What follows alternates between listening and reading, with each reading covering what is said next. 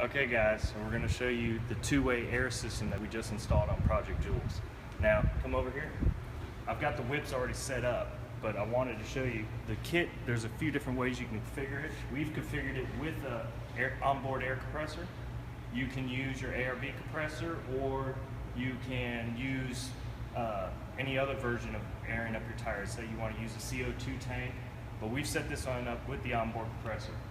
The main part of the kit is these 2 points right here. This is going to be your inlet point or exit point, and then this is going to be your air pressure gauge to make sure you don't air up too high.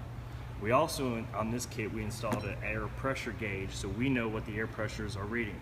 So the whips are these items. These are what's hooked up from each point to the tires and wheels. So we've got, you can see, mounted on all 4 already.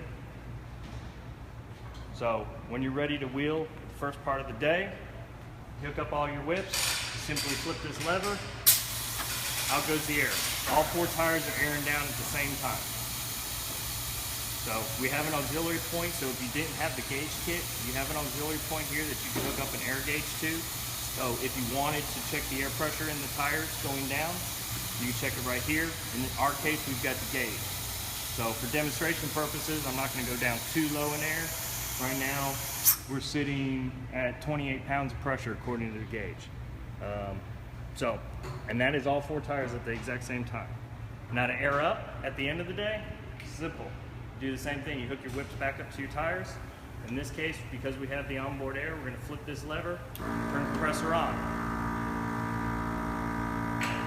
The gauge is going to tell us what we're reading on the tires, and it'll run depending on how far you air up and down. Depends on obviously how long it takes. This setting, I've got it set to stop at 32.